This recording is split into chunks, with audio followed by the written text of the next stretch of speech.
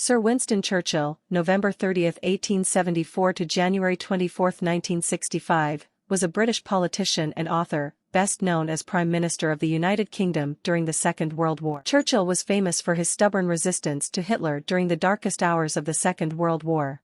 Short bio: Winston Churchill. Winston was born at Blenheim Palace, Woodstock near Oxford to an aristocratic family, the Duke of Marlborough. He was brought up by servants and friends of the family. He rarely spoke to his father, and he spent most of his childhood at boarding school. Churchill wasn't the best student, having a rebellious nature and was reportedly slow to learn, but Churchill excelled at sports and joined the Officer Cadet Corps, on leaving school, he went to Sandhurst to train as an officer. After gaining his commission, Churchill sought to gain as much active military experience as possible. He used his mother's connections to get postings to areas of conflict. The young Churchill received postings to Cuba and northwest India. He also combined his military duties with working as a war correspondent, earning substantial money for his reports on the fighting. In 1899, he resigned from the military and pursued his career as a war correspondent.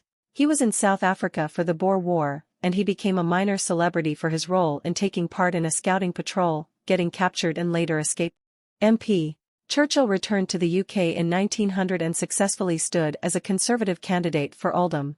After becoming an MP, Churchill began a lucrative speaking tour, where he could command a high price for his speeches. In 1904, he made a dramatic shift, leaving the Conservative Party and joining the Liberal Party.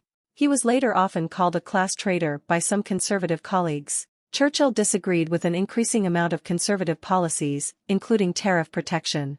Churchill also had some empathy for improving the welfare of the working class and helping the poor. In the Liberal Party, Churchill made a meteoric political rise. By 1908, he was made president of the Board of Trade, and he was a key supporter of Lloyd George's Radical People's Budget, a budget which saw the growth of an embryonic welfare state and introduction of income tax to pay for it. The budget made a significant improvement to the life of the poor and helped to address the inequality of British. What is the use of living, if it be not to strive for noble causes and to make this muddled world a better place for those who will live in it after we are gone? Churchill speech at Kinnaird Hall, Dundee, Scotland. Unemployment, October 10, 1908. However, although Churchill was a liberal, he was also staunchly anti-socialist and suspicious of trade unions. During the general strike, he took a hardline stance to defeat the unions at any cost. In 1911, he was made First Lord of the Admiralty, a post he held into the First World War. On the outbreak of hostilities in Europe, Churchill was one of the most strident members of the cabinet arguing for British involvement in the war. In August 1914, the Liberal cabinet was split with some members against going to war on the continent. However, Churchill's view prevailed, and he admitted to being enthused about the prospects of being involved in the Great War. He went to Belgium where he urged the Royal Marines to commit to action around Antwerp. This decision was criticized for wasting resources. Others said it helped save the Channel ports from the advancing German army. Churchill also used naval funds to help develop the tank, something he felt would be useful. However, despite tremendous eagerness for war, his flagship policy for the war was deemed a failure. Churchill planned the 1915 Dardanelles campaign, a daring bid to knock Turkey out of the war. But, unfortunately, it proved a military failure with thousands of Allied casualties and no military gain. Although the fault of the failure was shared amongst others, Churchill resigned from his post and sought to gain a position in the army on the Western Front. After seeing relatively little action on the Western Front, he returned to London and sat on the opposition benches before joining Lloyd George's coalition.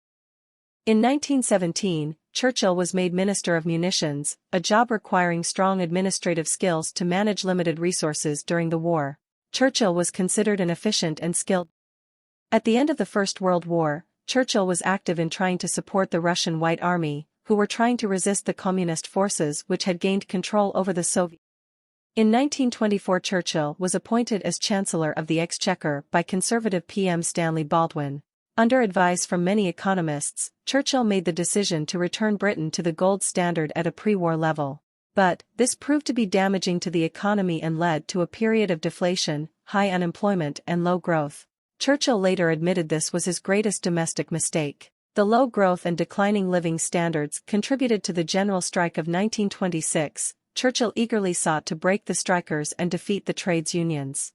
During this period he expressed admiration for Mussolini for being a strong leader.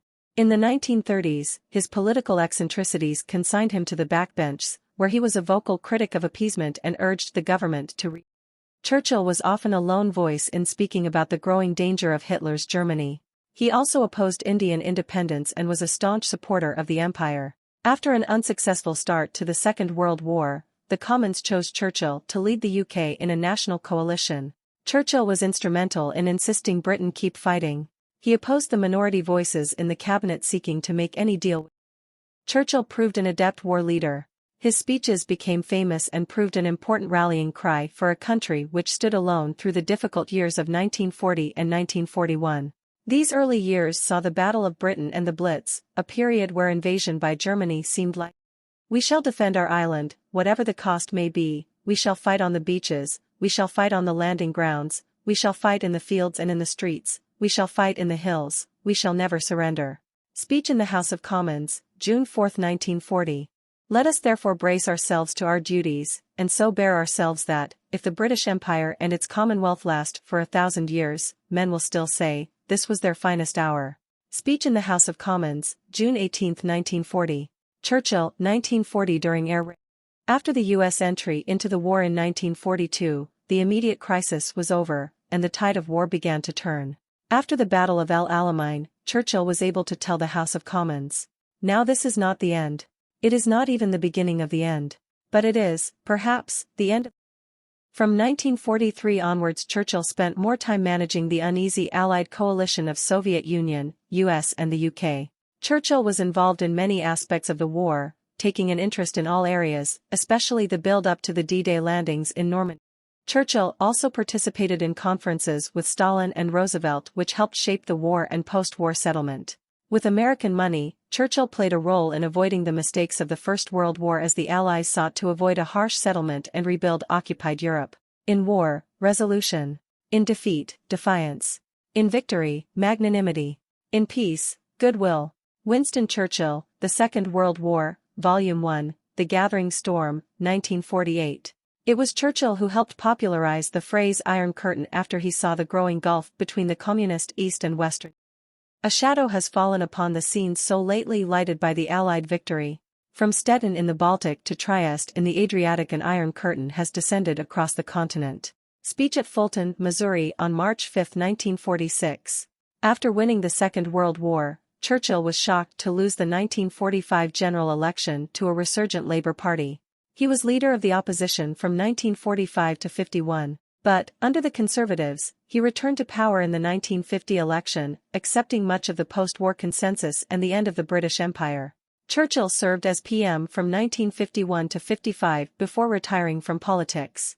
In his last speech in the Commons in March 1, 1955, he ended with the words, "The day may dawn when fair play, love for one's fellow men, respect for justice and freedom, will enable tormented generations to march forth triumphant from the hideous epoch in which we have to dwell. Meanwhile, never flinch, never weary, never." Churchill was awarded the Nobel Prize in Literature in 1953 for his mastery of historical and biographical description as well as for brilliant oratory in defending exalted human values. Towards the end of his life, Churchill became an accomplished artist, though he found the years of retirement difficult and suffered periods of depression. Churchill died in his home at age 90, on the morning of Sunday, January 24, 1965. His funeral was the largest state funeral in the world, up to that point in time. Thanks for watching. Don't forget to subscribe. Don't forget to